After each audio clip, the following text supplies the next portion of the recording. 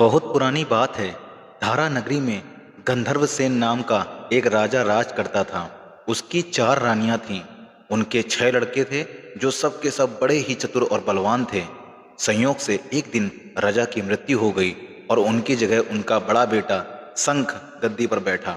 उसने कुछ दिन राज किया, लेकिन छोटे भाई विक्रम ने उसे मार डाला और स्वयं राजा बन बैठा। उसका राज्य दिनों दिन बढ़ता गया और वह सारे जम्बू द्वीप का राजा बन बैठा।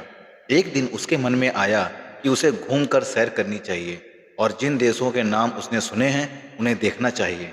सो वह गद्दी अपने छोटे भाई भृतहरि को सौंपकर योगी बनकर राज्य से निकल पड़ा। उस नगर में एक ब्राह्मण तपस्या करता था। एक दिन देवता ने प्रसन्न होकर उसे एक फल दिया और कहा कि इसे जो भी खाएगा वह अमर हो जाएगा। ब्राह्मण ने वह फल लाकर अपनी पत्नी को दिया और देवता की बात भी बता दी। ब्राह्मणी बोली, हम अमर होकर क्या करेंगे? हमेशा भीख मांगते रहेंगे, इससे तो मरना ही अच्छा है। तुम इस फल को ले जाकर राजा को दे आओ और बदले में कुछ धन ले आओ।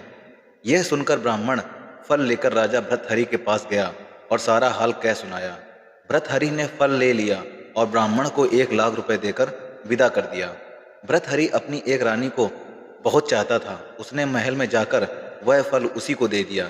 रानी की मित्रता शहर कोतवाल से थी। उसने वह फल कोतवाल को दे दिया। कोतवाल एक वेश्या के पास जाया करता था। वह उस फल को उस वेश्या को दे आया। वेश्या ने सोचा कि यह फल तो राजा को खाना चाहिए। वह उसे लेकर राजा भृतहरि के पास गई और उसे दे दिया। भृतहरि ने उसे बहुत सा धन दिया, लेकिन जब उसने फल को अच्छी तरह से देखा तो पहचान लिया। उसे बड़ी चोट लगी, पर उसने किसी से कुछ कहा नहीं। उसने महल में जाकर रानी से पूछा कि तुमने उस फल का क्या किया? रानी ने कहा, मैंने उसे खा लिया। राजा ने वह फल निकालकर दिखा दिया। रानी घबरा गई और उसने सारी बात सच सच कह दी। भृतहरि ने पता लगाया तो उसे पूरी बात ठीक ठीक मालूम हो गई। वह बहुत दुखी हुआ। उसने सोचा, यह दुनिया माया जाल है, इसमें अपना कोई नहीं। वह फल लेकर बाहर आया और उसे धुलवा कर स्वयं खा लिया। फिर राजपाट छोड़ योगी का भेष बना जंगल में तपस्या करने चला गया। भृतहरि के जंगल में चले जाने से विक्रम की गद्दी सूनी हो गई। जब राजा इंद्र को यह समाचार मिला तो उन्होंने एक देव को धारा नगरी की रखवाली के लिए भेज दिया। वह रात दिन वहीं रहने लगा। भृतहरि के राजपाट छोड़कर वन में चले जाने की बात विक्रम को मालूम हुई तो वह लौटकर अपने देश में आया। आधी रात का समय था। जब वह नगर में घुसने लगा तो देव ने उसे रोका। राजा ने कहा, मैं विक्रम हूँ, यह मेरा राज है, तुम रोकने वाले कौन होते? देव बोला, मुझे राजा इंद्र ने इस नगर की चौकसी के लिए भेजा है। तुम सच्चे राजा विक्रम हो तो आओ, पहले मुझसे लड़ो। दोनों में लड़ाई हुई। राजा ने जरा सी देर में देव को पछाड़ दिया। तब देव बोला, हे राजन, तुमने मुझे हरा दिया, मैं तुम्हें जीवन दान देता हूँ। इसके बाद देव ने कहा, राजन, एक नगर और एक नक्षत्र में तुम 3 आदमी पैदा हुए थे।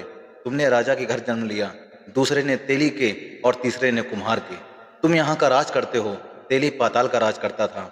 कुम्हार ने योग साध कर तेली को मारकर शमशान में पिशाच बना सिरस के पेड़ से लटका दिया है।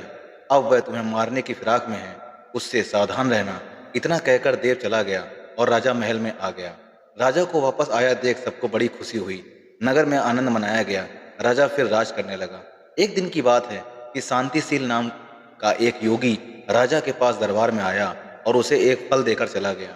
राजा को आशंका हुई कि देव ने जिस आदमी को बताया था कहीं यह वही तो नहीं है।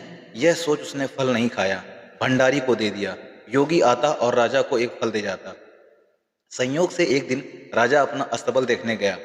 योगी वहीं पहुंच और फल राजा के हाथ में दे दिया। राजा ने उसे उछाला तो वह हाथ से छूटकर धरती पर गिर पड़ा। उसी समय एक बंदर ने झपट कर उसे उठा लिया और तोड़ डाला। उसमें से एक लाल निकला, जिसकी चमक से सबकी आंखें चौंधिया गईं। राजा को बड़ा अचरज हुआ। उसने योगी से पूछा, आप यह लाल मुझे रोज क्यों दे जाते हैं? योगी ने जवाब दिया, महाराज, राजा, गुरु, ज्योतिषी, वैद्य और बेटी, इनके घर कभी खाली हाथ नहीं जाना चाहिए। राजा ने भंडारी को बुलाकर पीछे के सब फल मंगवाए। तुड़वाने पर सब में से एक लाल निकला। इतने लाल देखकर राजा को बड़ा हर्ष हुआ। उसने जौहरी को बुलवाकर उनका मूल्य पूछा। जौहरी बोला, महाराज, ये लाल इतने कीमती हैं कि इनका मूल्य करोड़ों रुपए में भी नहीं आंका जा सकता। एक एक लाल एक एक राज्य के बराबर है। यह सुनकर राजा योगी का हाथ पकड़कर गद्दी पर ले गया। बोला, योगी राज, आप सुनी हुई बुरी बातें दूसरे के सामने नहीं की जाती। राजा उसे अकेले में ले गया।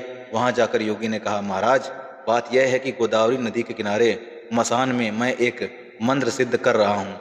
उसके सिद्ध हो जाने पर मेरा मनोरथ पूरा हो जाएगा।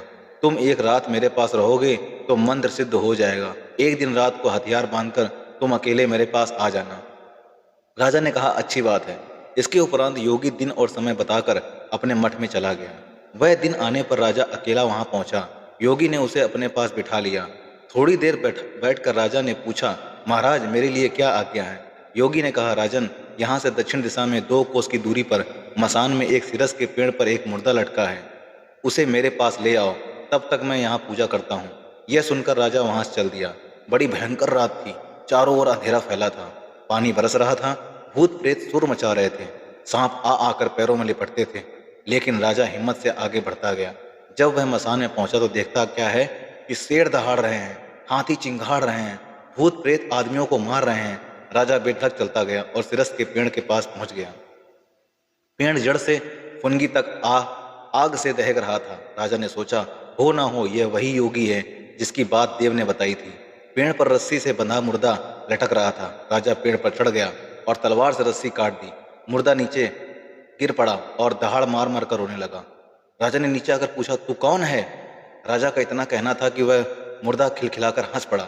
राजा को बड़ा अचरज हुआ। तभी वह मुर्दा फिर पेड़ पर जा लटका। राजा फिर चढ़कर ऊपर गया और रस्सी काट मुर्दे का बगल में दबा नीचे आया। बोला, बता तू कौन है? मुर्दा चुप रहा। तब राजा ने उसे एक चादर में बांधा और योगी के पास ले चला। रास्ते में मुर्दा बोला, मैं बेताल हूँ। तू कौन है और मुझे कहाँ ले जा रहा है? राजा ने कहा, मेरा नाम विक्रम है। मैं धारा नगरी का राजा हूँ। मैं तुझे योगी के पास ले जा रहा हूँ।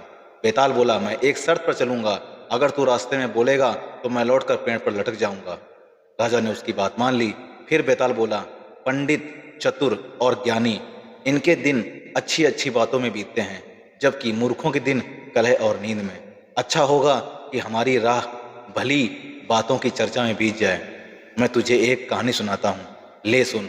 और इस तरह बेताल विक्रम को कहानी सुनाता है। तो कहानी सुनने के लिए दोस्तों चैनल को लाइक सब्सक्राइब जरूर कर लीजिएगा। वो कहानी अगले पार्ट में आपके इस चैनल पर राज स्टोरीज में आएगी। मिलते हैं अगली कहानी में। तब तक के लिए धन्यवाद। जय हिंद, जय भारत।